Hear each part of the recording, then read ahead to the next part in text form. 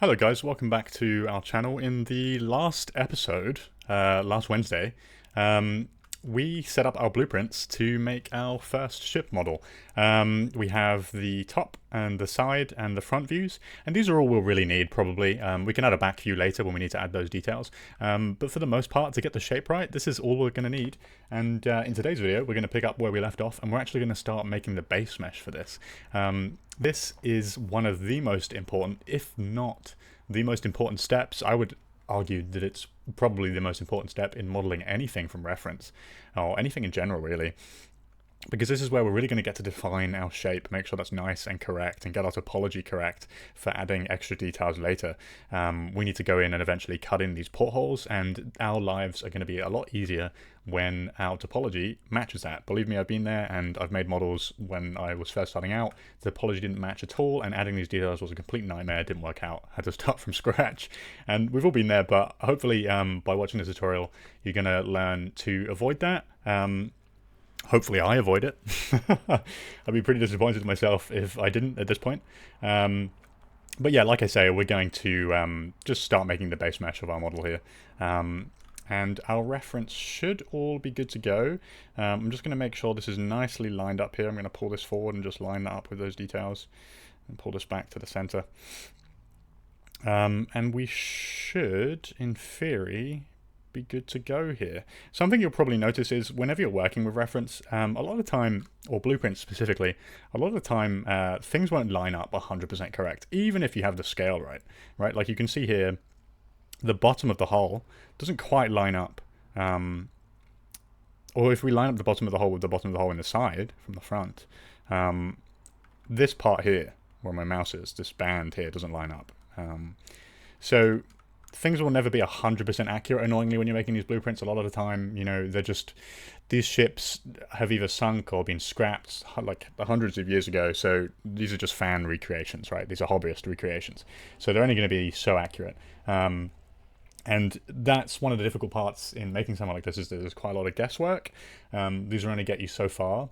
They'll take us most of the way there, I'd say 80% of the way, but then we'll have to just make sure things look correct by eye after that, probably. But in watching this tutorial, you know, don't feel overwhelmed. Don't feel like you have to rush it. Feel free to pause this at any point. If you have any questions after you finish the video, definitely just leave them in the comments. Be happy to answer. I can make a little video on any issues you guys ran into. And you know, this is part of the process, right? So anyway, enough of me rambling on. Let's actually get started. First thing I'm going to do is, I don't like having the reference like this be completely opaque. I like it to have some transparency, so I'll normally reduce the alpha gain down to like 0.7 or something, just so we can see through it, and it's not so harsh on the eye. And I'll just do that for all of those. And then we can also see the grid as well, and part of our model behind the rest. So if I were to turn on the grid here, you can actually see it through there now. Instead of whereas before you wouldn't be able to, right? Because we're blocking the way. Anyway, we are going to start with a trusty cube. Everything always starts with a cube, whether you're in Blender or Maya, believe it or not. Well, not everything, but a lot of the time you start with a cube, right? And you might not think so, because looking at this ship, it's like, well, how does that come from a cube? Well, follow along and you'll see. So the angle I like to start with normally is the side view. I'm just going to go ahead and press up here to turn off the grid, just because it's going to get in the way. We don't really need it. I'm also just going to toggle the wireframe view instead of the smooth shade all. You can either press 4 on the keyboard to activate that, or you can just press this button up here, and that will turn on wireframe. That's so that we can kind of see a bit more easily what we're working with, and not block off our blueprints. So I'm just going to align the cube here with the center, just above the keel of the ship, this line that runs down the middle, this ridge. And then I'm going to go ahead and go to vertex selection mode, and I'm just going to drag those up until they hit the bottom of the upper portion of the hull. Okay? Then I'm going to pull these ones forward, and we're going to pull those out to around about where the front of the hull stops. And then pull these back to around about where the back of the hull stops. Okay, now I'm just going to align this up a bit more here with that line, and then here I will probably pull that back until it meets the line between the keel and the hull as well. Okay, I'm also, if you're having issues selecting your model while you're in this view, if you remember in the last episode, we added these all to a layer, a reference layer. Simply just double click this, make this to R, that turns it into a referenced layer, and it means you can't select it anymore. You can still select it from the view, the outliner, but we won't actually accidentally click it in the viewport, which is not what we want.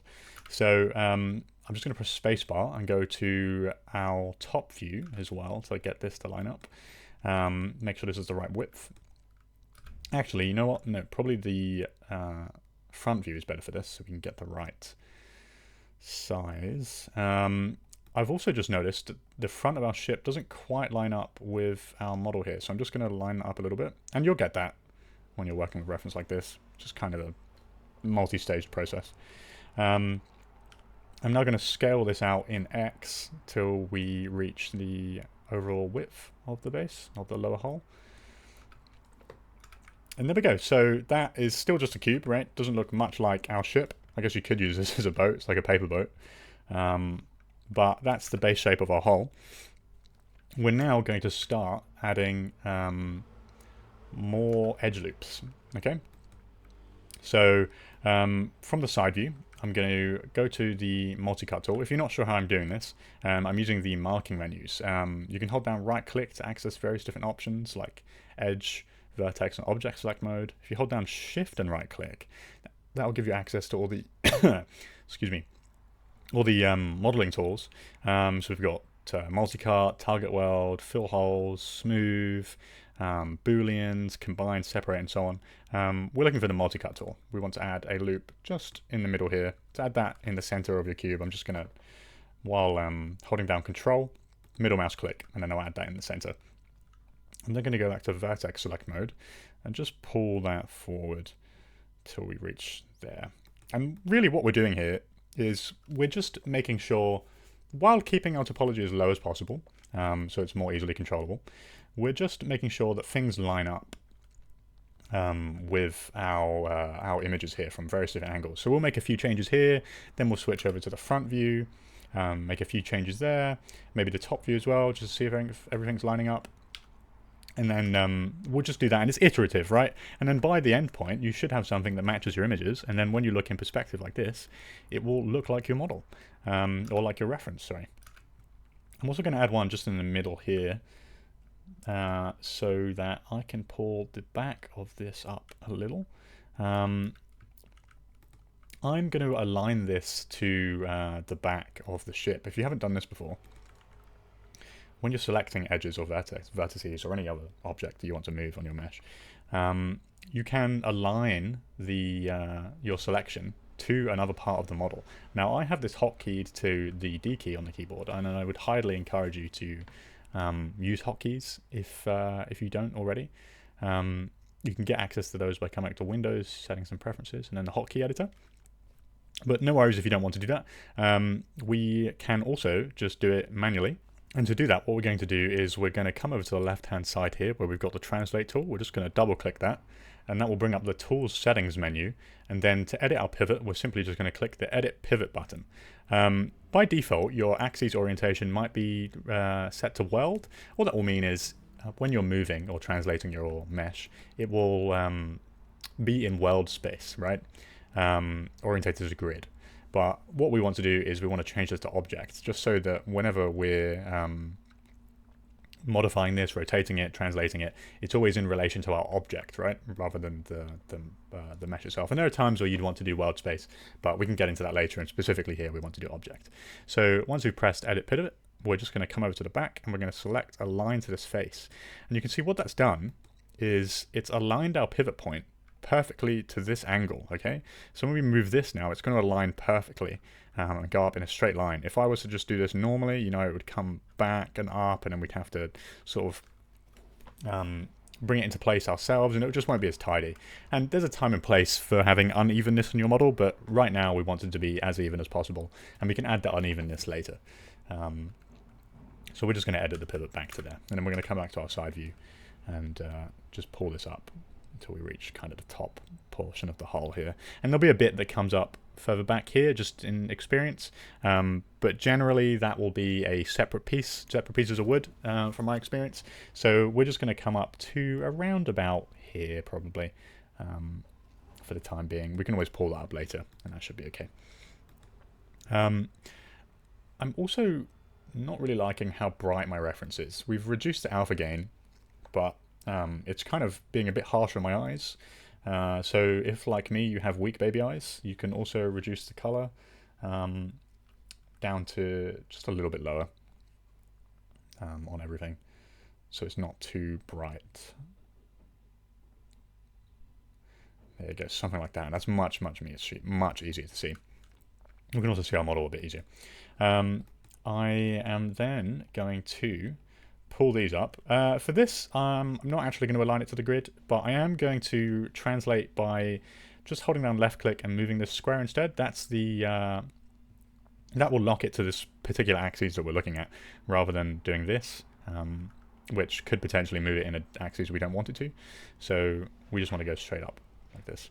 Okay, and you could, you know, just press and hold down on the Y, but this allows you to freely move it while staying locked in that that one dimension, that 2D dimension, rather than in the Z, if that makes sense. Okay, we're now going to come to the front view, and we're going to start pulling some of these edges in. So you can see what's happening now is we're starting to get the shape of our hull. I'm going to pull these in until they align roughly with our keel here. Then we're going to do the same until they touch just the outer portion of the hull, like so. And then if we come back to our perspective view, you can see it's starting to have a bit more curvature to it. It still looks very, very terrible, but don't worry, it will all come in time. We're also at this stage going to want to add a edge loop just in the middle, right? Because the ship obviously isn't flat at the front like this. It has some curvature to it. So we're just going to add an edge loop down the middle, and then what we're going to do is we're just going to grab those two edges and we're just going to pull those back slightly. And then this is where our top view comes in handy, because we can now see that this part is potentially way too wide. Okay, so we're going to pull those in like so, probably to about there. I think that's where the hull's coming in. The widest point of the hull, that is. Okay, see, now we have a bit more curvature to the front of our mesh. Okay. We can also probably pull these back a little bit too. Just slightly. Okay. Next, we're going to add 2 more edge loops. Just going to again, holding down Shift, right click to get to the multi-cut tool. Then holding down Control while over the model and middle mouse clicking, just to add those in the center. We're then going to pull these down some more. And you see what happens is, as we're adding more and more edge loops, our mesh is starting to conform closer and closer to the shape of our hull. Okay, what we can do then is we can come out to our side view again, top view, sorry. Too many views. And then we can pull those out to match with the shape here as well. Pull those in slightly. Pull these in slightly. And also these in as well. Okay, and if we come out to our perspective view now, you can now see this is starting to look a lot more like the shape of the bottom of the boat, right? And that really didn't take long at all. And obviously it's still got a ways to go. It's still looking a bit crusty. But we're making very, very quick progress. And don't worry if it's taking you a while to do, okay? Still to this day, and especially when I got started, I really like to take my time with this stage. I'm maybe going a bit faster just for the video, but if I was doing this, I would really, really, really be taking this quite slow, to be honest. Just because it's so important to get this stage right. And if you're making this model for a portfolio piece, I would definitely encourage you to just take as much time as possible. We're just going to take those out a little bit there. Like, it's not unheard of to spend a month or 2 on a single portfolio piece, right? Because you want to make sure it's as good as you can possibly make it. You know, every little bit of difference can really help Any like slight improvement in quality can really help when your work gets in front of a hiring manager or something like that in whatever industry you're looking to get into. We're just going to come back to our side view again, and like before, kind of sounding like a broken record at this point, but I think you get the picture. And just to reiterate, we're going to pull these down again, just so they match that curvature. And probably what you'll start to notice is that in the areas where the curvature is a bit more extreme, it's going to be harder to get the edges here to completely match right off the bat, just because we have, you know, the more extreme the angle or the curve, the more edge loops you're going to need, right? It's not so much the case in the center, where you can see we don't need that many. But I would still say keep your edges as even as possible, right? Our end goal here is, these are looking like rectangles right now, but we want these to be more cube-like. So we're going to get this to the closest shape that we can. I'm now going to add another edge loop just in the middle here. And what I'm going to do is I'm going to select this edge and I'm going to edit edge flow. Now I have this hotkey to F1 on my keyboard. Oh, sorry, we're going to want to add an extra edge down here just to protect that, because if we don't add one there, as you can see, what just happened is if I edit that edge flow, well, if I take that back off again, if I do the edge flow, it's going to balloon out in a completely wrong direction, right? But we want this to just adjust nice and smoothly with the shape. So we'll just go to multi-cut tool and we'll add a protecting edge down there. And then when I edit that edge flow, it now smooths a bit softer, or makes more sense rather, with the curvature of the ship in the lower portion of the hull. It's probably gone in a little bit too much, but it gets us most of the way there, so we can go and edit that. If you don't have that key bound and you're not sure where to go to edit edge flow, you can go to, if you hold down shift and right click on your keyboard, you can come down to edit edge flow here, or alternatively, you can also come up to edit mesh up here and then edit edge flow as well. So if we come to our front view, you can see that's way too far in. So we're just going to pull that out a bit. We're also going to pull this out a little bit more as well. And you can see the curvature is starting to match a bit more here on the front, or on the upper portion of the hull, sorry, but not so much down here. And don't worry, that'll improve with time. I think I'm going to go ahead and add another edge loop just so we can fix that now. I'm also going to edit the edge flow slightly, and then we're just going to scale those out and down a bit, like so. Okay. So just going to make sure the bottom here is flat and pull that up. So it's really like starting to take shape, right? We have the curvature on the sides, we have the curvature on the side here, and in the front. I'm going to go ahead and at this point I think add 2 more edge loops just in the center here, so we can make add some more curvature to the front as well. And then we're just going to edit edge flow there too. And we're also just going to pull these out so these match a bit more closely as well.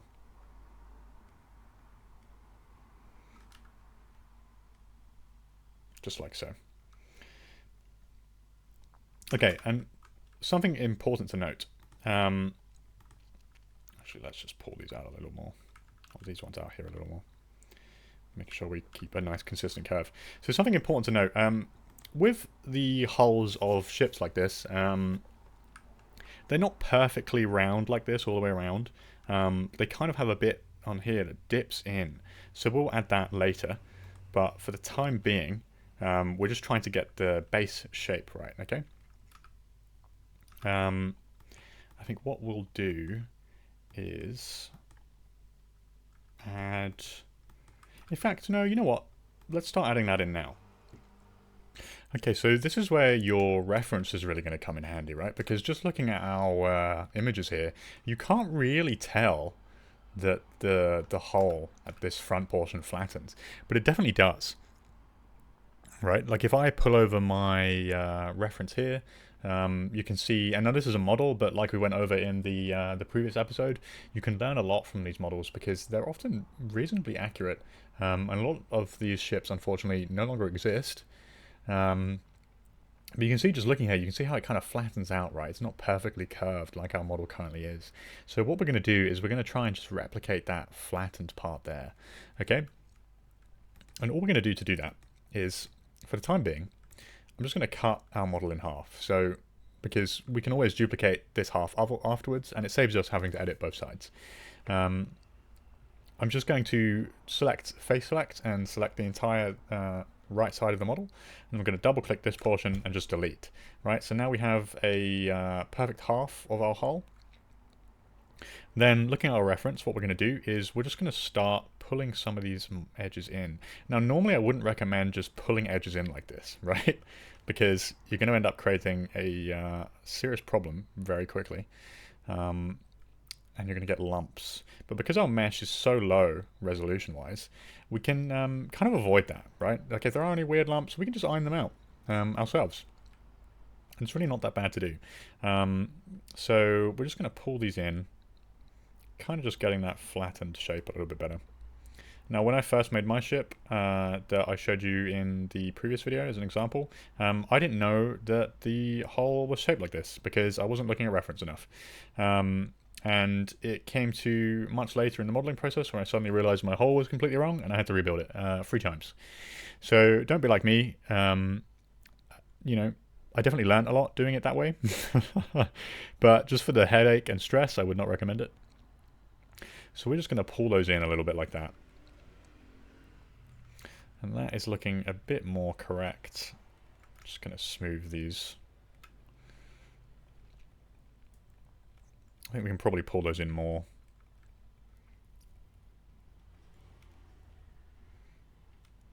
We want it to be a bit rounder up here, right? They generally are. It's kind of below a certain line, they start to get flatter. So we're just going to pull those in a bit. Okay, and then they kind of come out a bit further at the front, like so. Just making sure this lines up. We can pull these back if we need to.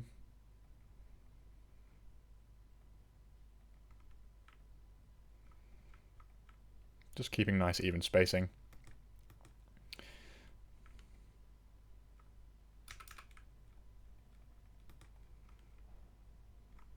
I'm just adjusting it from this angle as well.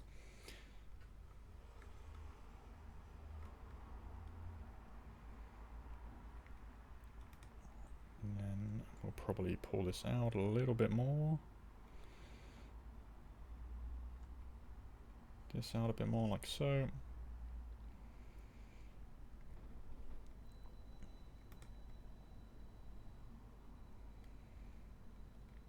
Okay, there we go. That's looking a bit better. And we can go and refine that more as we move on. But I think for the time being, I'm going to add one more edge loop between each of these sides, just so we can really get that shape nice now. And instead of going and editing the shape of all of these one by one, we're just going to do our old edit edge flow.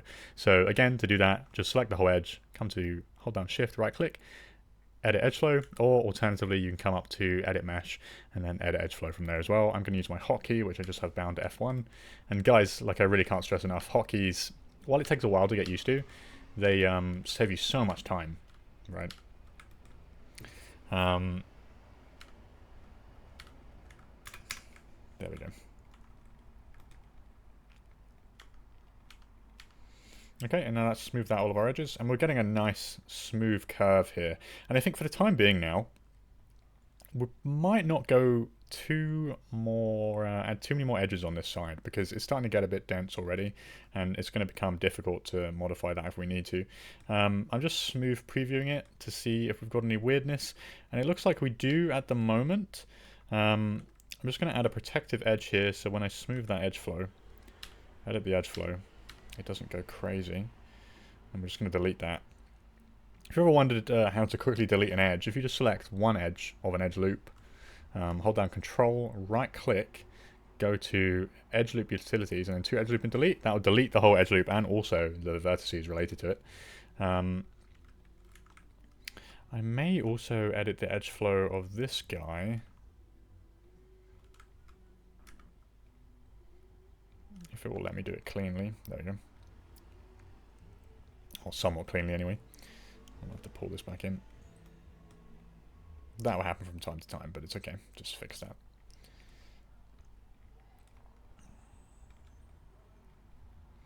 Okay. now we have a pretty smooth hull shape. We won't go ahead and duplicate this to the other side just yet, but I think for the time being we're going to leave it there. But you can see, right, like this is still really, really simple. It's starting to match the shape of our ship, right? It's following this curvature along the keel, right? It's matching from pretty much all angles, top, side, and bottom. And that's kind of the process. And then we'll just iterate on this and we'll improve things. And what I would challenge you to do for the next video is get this done. Make this as clean, kind of try and keep it around this level of topology. Make the base of your hull, and if you want to, as an extra challenge, you can start modeling the shape of the upper portion of the hull. For those of you that are really filling up to it, that is a little bit more tricky because you can see we're going to start intersecting with the deck here. So if you are going to do it, I would only model up to this point of the deck, and then don't worry about these extra bits on top because there'd always be extra bits of wood anyway. Just following this line of the hull up to the back. This would also be a separate piece. So if you're after a bit of an extra challenge, go ahead and do that. If not, we will pick this up in the next part, which I may release a bit sooner, just so that we can keep the ball rolling on this. But I hope you enjoyed this video on adding the base mesh, or starting the base mesh for your model. If you have any questions at all, please do not hesitate to ask. Leave them in the comments. We answer every single comment. If you want to send us some of your work to our email, absolutely send it to us. We're always happy to look at that and respond and offer any advice or feedback if you need it. And we can even make a small little video if some of you guys are struggling with some of these issues, or if you let us know in the comments, we can address those in the next video as well. But yeah, I hope this has been helpful, and thank you very much for watching.